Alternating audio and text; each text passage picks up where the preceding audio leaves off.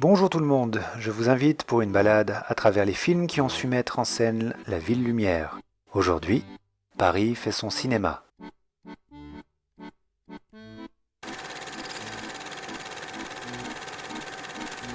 Le son de l'accordéon accompagne souvent les films tournés dans la capitale.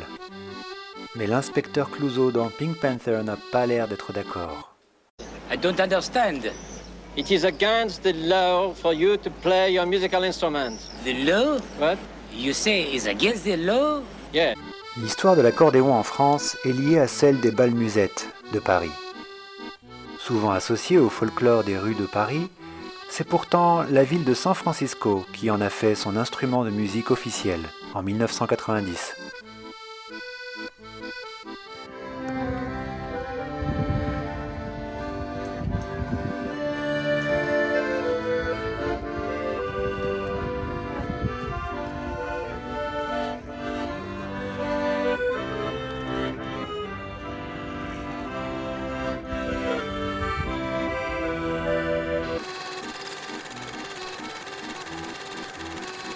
Tous les amoureux du cinéma français reconnaîtraient cette voix et cette réplique entre mille. Atmosphère! Atmosphère! Est-ce que j'ai une gueule d'atmosphère? L'actrice Arletty dans Hôtel du Nord. Et cette scène culte sur le canal Saint-Martin. C'est Napoléon lui-même qui décide en 1802 de créer un réseau de canaux afin d'approvisionner les Parisiens en eau potable, mais également à servir de voie fluviale pour transporter les marchandises et les matériaux de construction jusqu'au centre de Paris.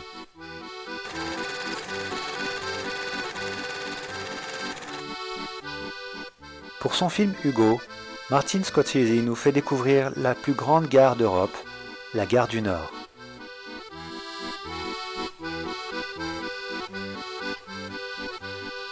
En 2015, le temps d'une nuit, la gare du Nord a été la plus grande discothèque de France.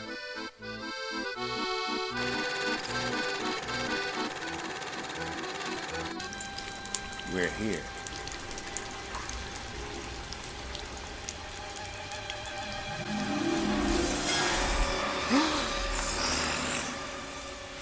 Une vision d'horreur pour notre héros du film Ratatouille. Mais ce magasin existe bel et bien. Au XIXe siècle, le centre de la capitale abrite le gigantesque marché des Halles. Dans le quartier, les rats pillent les stocks. C'est dans ce contexte que la célèbre tapette à souris a été inventée par un ancêtre du magasin Aurouse. Depuis 1872, la famille Aurouse officie dans l'élimination de bestioles en tout genre.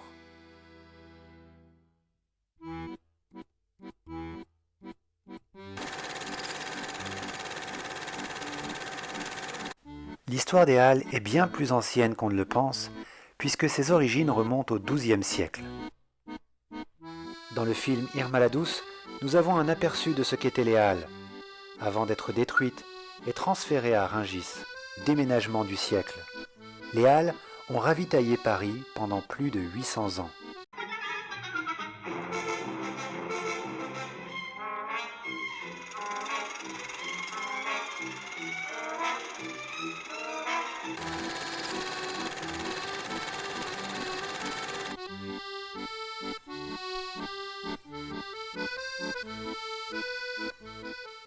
Avant d'être le malotru du Bureau des légendes, Mathieu Kassovitz, c'est d'abord le réalisateur du film La haine, dans lequel ces trois personnages nous emmènent dans Paris et sa banlieue. Et moi, je suis un con, qui je suis, d'où je viens.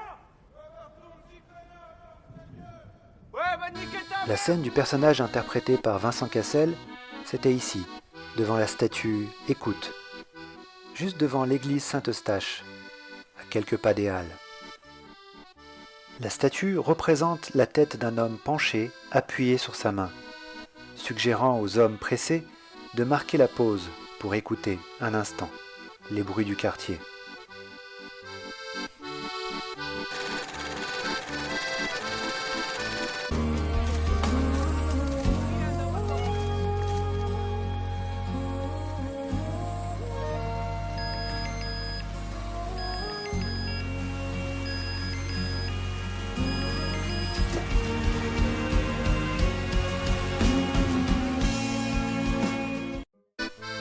Entre 1836 et 1846, l'architecte Jacques-Ignace Ittorf ajoute à la place de la Concorde 2 fontaines monumentales, la fontaine des mers et la fontaine des fleuves.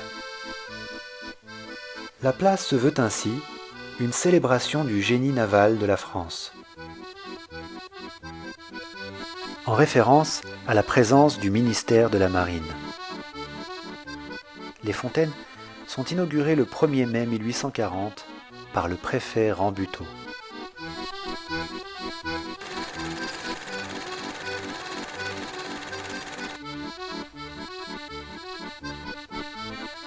Dans ce volet de la série Mission Impossible, le personnage interprété par Tom Cruise n'hésite pas à sauter d'un avion survolant Paris pour atterrir sur la verrière du Grand Palais.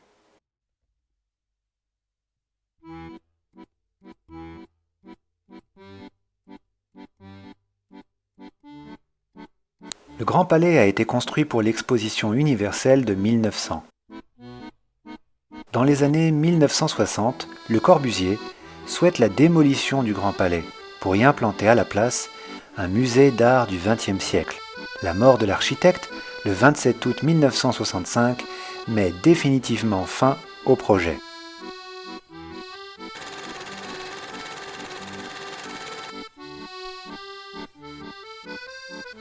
C'est Jean-Paul Belmondo que nous voyons courir le long de la rue Campagne Première dans le film À bout de souffle de Jean-Luc Godard. La rue initialement connue pour ses ateliers d'artistes, où Man Ray et bien d'autres ont habité. La rue porte ce nom pour évoquer la première campagne militaire de la bataille de Wissembourg en 1793. Cette rue a été nommée par le général révolutionnaire Taponnier, propriétaire des terrains.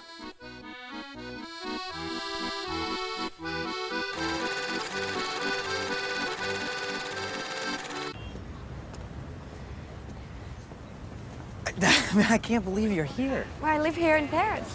C'est devant la célèbre librairie du quartier latin Shakespeare & Co. que se retrouvent nos 2 protagonistes du film Before Sunset.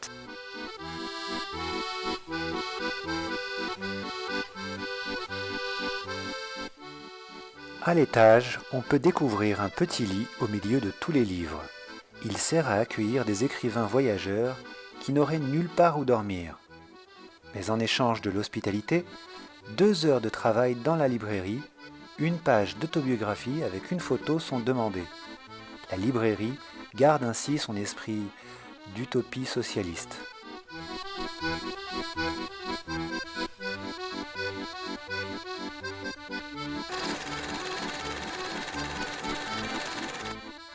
Ici, on retrouve le troublant et troublé personnage interprété par Marlon Brando, marchant sous le pont de Bir Hakeim, autrefois appelé pont de Passy.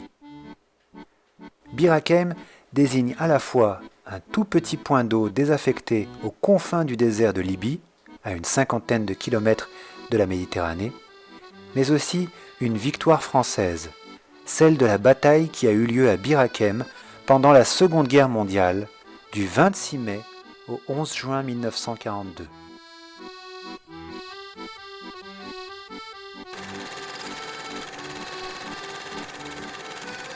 L'agent 007 semble assez courageux pour monter les 1665 marches de la Tour Eiffel. L'escalier se trouve à la porte est de la Tour Eiffel. Le 4 février 1912, Franz Reichelt saute du premier étage de la Tour Eiffel afin de tester son invention, le costume parachute. Il meurt ce jour-là à l'âge de 33 ans.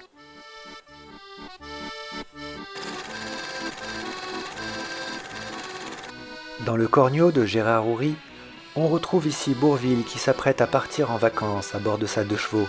Dans cette scène, Bourvil s'apprête à rencontrer Louis de Funès avec fracas.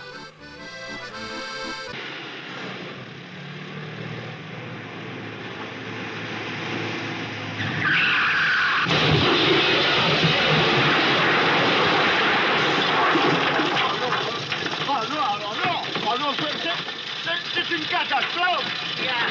Gardez-moi ça. Je qu'est-ce qu'il y a? Qu'est-ce qu'il y a? Pas grave, qu'est-ce qu'il y a? Bourville, qu'est-ce qu'il y a? Bah, maintenant, elle va marcher beaucoup moins bien, forcément. Cette scène a été tournée à 2 pas du Panthéon, devant l'église Saint-Étienne-du-Mont. Sous la Révolution française, l'église est d'abord fermée, puis transformée en temple de la piété filiale.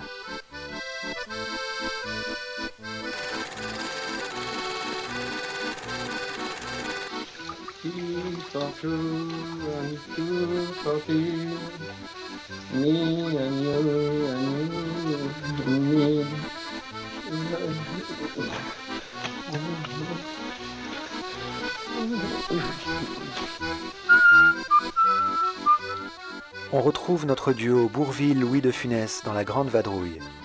Ici, dans le hammam de la mosquée de Paris. En réalité, la scène ne se déroule pas dans la mosquée de Paris, mais en studio. Des bains turcs qui ont été reproduits.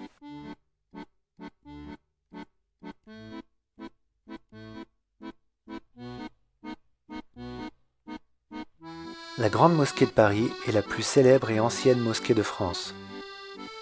Comme dans le film La Grande Vadrouille, vous pouvez y retrouver un hammam, mais également un salon de thé, idéal pour un thé à la menthe, un couscous ou des pâtisseries orientales.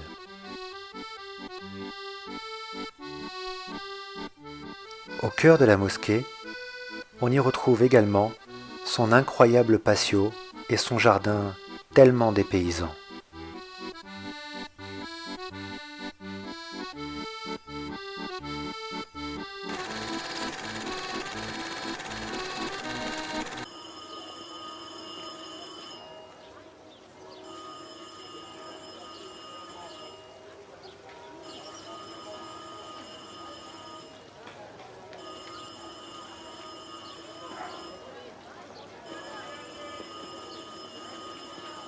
Dans cette scène du fabuleux destin d'Amélie Poulain, après avoir longé la rue Mouffetard, ce personnage se trouve dans une cabine téléphonique située devant l'église Saint-Médard.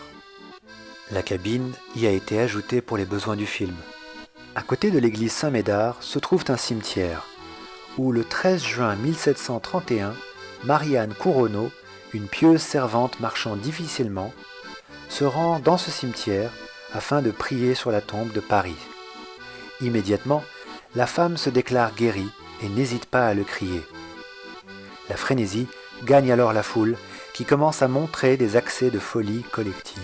Rapidement, la ferveur est telle que des pèlerins hurlent, gémissent, tombent, leurs corps apparaissent comme possédés. Ceux qui assistent à ce spectacle commencent à les appeler les convulsionnaires de Saint-Médard. Dans les rues de Paris, on murmure même que ces hommes et femmes de tout rang développent des facultés improbables.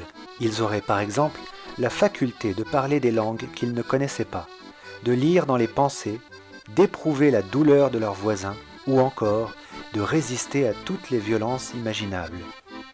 Certains convulsionnaires iront jusqu'à torturer et crucifier d'autres pèlerins dans leurs accès de folie. Her smile is in the lower spatial frequencies. The horizon is significantly lower on the left than it is on the right. Why? Well, see, she appears larger from the... Dans le film Da Vinci Code, elle nous fait un léger sourire. Mais le 21 août 1911, lors d'une de ses rondes, un gardien du Louvre constate la disparition du plus célèbre tableau du monde, La Joconde, de Léonard de Vinci. 2 ans après le vol, un antiquaire italien donne l'alerte. On a essayé de lui revendre le tableau de Da Vinci. Le voleur est Vincenzo Perugia, le vitrier qui avait travaillé pour le Louvre et avait mis sous verre certaines de ses œuvres. Il avait alors caché la Joconde dans son appartement parisien, dans le double fond d'une valise, placée sous son lit.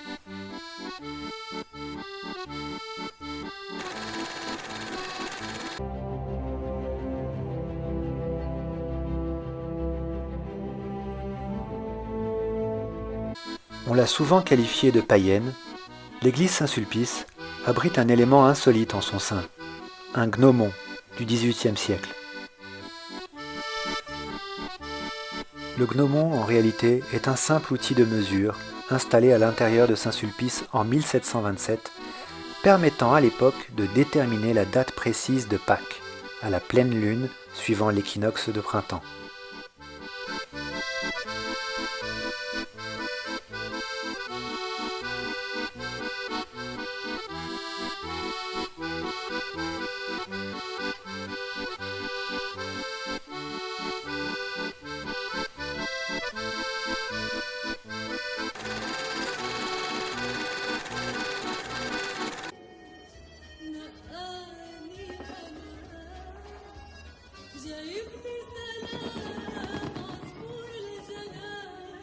Dans Les Amants du Pont-Neuf, on reconnaît la reproduction du célèbre pont.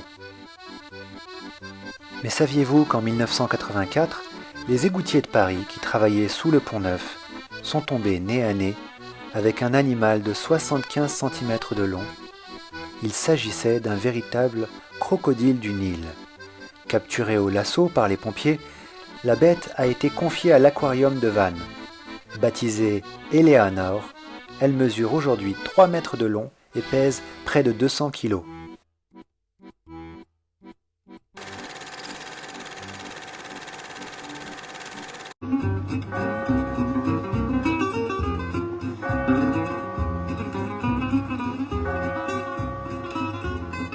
Pour sa promenade nocturne, le personnage, interprété par Owen Wilson, choisit le pont Alexandre III.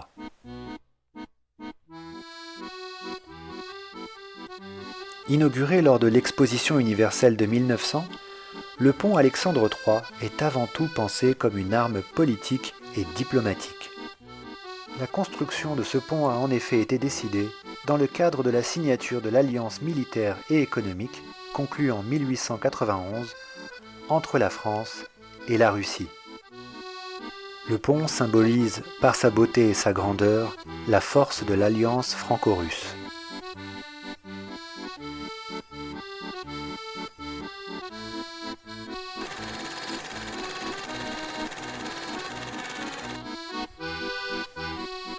Dans cette scène du film Papy fait de la résistance, la famille Bourdelle quitte l'Opéra Garnier.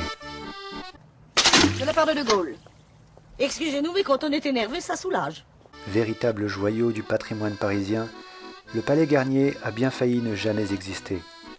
Sa construction, débutée en 1860, s'est heurtée tout d'abord à des soucis techniques, mais aussi à des soucis politiques, lors de la guerre contre la Prusse, et enfin à des soucis financiers, en raison des hauts coûts qu'ont nécessité sa construction. J'espère que vous avez apprécié cette nouvelle balade parisienne. Si c'est le cas, n'hésitez pas à partager et à souscrire à la chaîne. On finit sur cette séquence de la Tour Eiffel s'éteignant dans le film La haine de Mathieu Kassovitz.